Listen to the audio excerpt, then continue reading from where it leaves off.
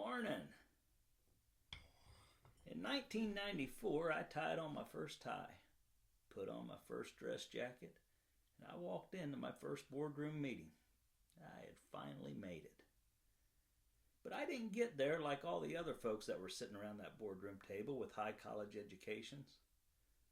I got there by the sweat on my brow and determination, holding true to those hard work ethics and values that were instilled in me by my blue-collar parents and family.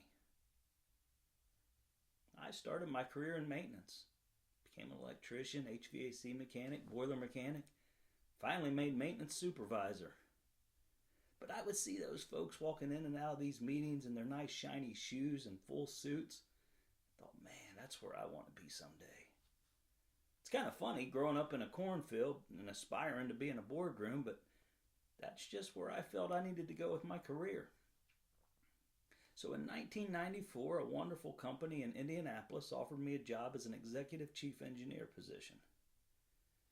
Now, we had just had our first child. My wife had a good job, but she had wanted to be a stay-at-home mom once that we had other children, so she knew this was a great opportunity for me to grow my career and be where I want to be. So she left her job, we packed everything up, and we moved out there. We went to a local Goodwill store and bought me some jackets and ties, even a pair of patent leather shoes. So man, I walked in that boardroom feeling like $1,000,000.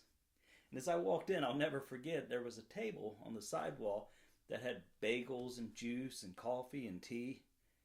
And I had no idea what I had never seen a bagel in my life. Where I came from, we had biscuits on our table. We had coffee, but we also had milk. Nobody drank juice for breakfast where I came from. So it was a whole new world for me. But I was so proud to be there. And the night before, I prepared a full presentation of all I was going to do to change the world in that hotel. I was so proud to get up and present my presentation. But when I stood up to present it, I handed it out to everyone. And I didn't know, but I had misspelled the word restaurant. I still don't know if I could spell it today. It's a tough word. But a couple of the food and beverage guys noticed it right away. It was on my front page. And they started hackling and saying, restaurant. I said, my first instinct, where I come from, was to bust them in the mouth. But I held back and I trudged through my presentation. It was okay, but although I walked in that room feeling like $1,000,000, I left totally humiliated. I mean, it really just totally killed my ego, day one. I walked out of there and I'm questioning myself, going, maybe I don't deserve to be here. Hard work is great, but maybe I worked myself in a position that I'm not fit for. I didn't feel like I fit the mold of everyone else in that room. Although I looked like them in my clothes that I bought from Goodwill, it just didn't feel right. So I got back to my office and had some coffee and thought about it for a minute, and I thought, I'm going to call back home and talk to Dad. Now, my mom had passed a year before, so leaving home was hard, and I really felt bad leaving my dad at home. We had his first grandson, and my brother was, I think, 16 at the time. He was still living with my dad, and that's all Dad had. But Dad still had a job. But Dad never told me not to go, but I always kind of knew, and even looking back now, did I make the right decision there? I felt bad. We were only 150 miles away, but I tell you, when I was in that boardroom, I felt like I was 1,000,000 miles from those cornfields. But I called home and spoke to Dad, and I told him, first thing I said, Dad, I don't think this is going to work. I'm not fitting the mold. He said, what? I said, Dad, I'm like a John Deere tractor in a half-acre field out here. I said, I just went into my first meeting and just totally humiliated myself. Now, I totally expected my dad to say, well, pack up and get back home, because I knew that's, in his heart, that's probably what he wanted. He was probably happy to hear it wasn't working out, or at least that's what I was thinking in my mind. And my dad wasn't one of those Mike Brady dads to, give that great advice, fatherly advice. He would always just dump little nuggets here and there. But he immediately said, I didn't raise a quitter. I said, well, I'm not quitting, Dad. I think I'm just rethinking this. That maybe I stepped into a position that I'm a good electrician, HVAC.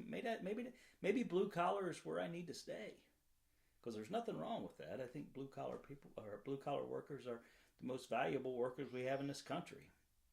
And man, I know that firsthand. I've been on both sides. And Dad said, no. He said, no, you need to stick this out. You committed to this job. You told those people out there you would take this job. You stick it out. And that blew me away, And then Dad went on to say, he said, son, they didn't hire the image that you have in your head of what you should be. They hired you. And they wouldn't have given you that position if you didn't have the credentials and experience and ability to do the job. They believe in you. You need to drop that image and believe in yourself. Amazing. I mean, I still think about it today. Day one of me being an executive, it changed everything. Dad's advice. So the next morning I got up. I walked into that boardroom. I didn't prepare anything. I just went unscripted. Just spoke my mind. Told them how I think things should go. Thought I would be heckled. Oh, and by the way, I walked right by the bagels because I brought in my little donuts. I love them little chocolate donuts. Sat down at the table, opened them up, had me a carton of chocolate milk. I thought I'd surely get heckled for that. Nobody even seemed to notice in the boardroom. Everybody just going about their business. I talked conversationally and with what I wanted to do. And I walked out of that boardroom feeling like $1 million. I thought, wow, people accepted me for who I am. I had this image in my head of what it took to be a white-collar businessman. Now, I was chief engineer then. I moved on up to operations engineer. I've managed hotels. I've managed office. I've owned, developed, invested in commercial real estate for the last 30 years.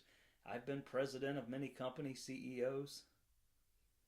And I have never put up an image.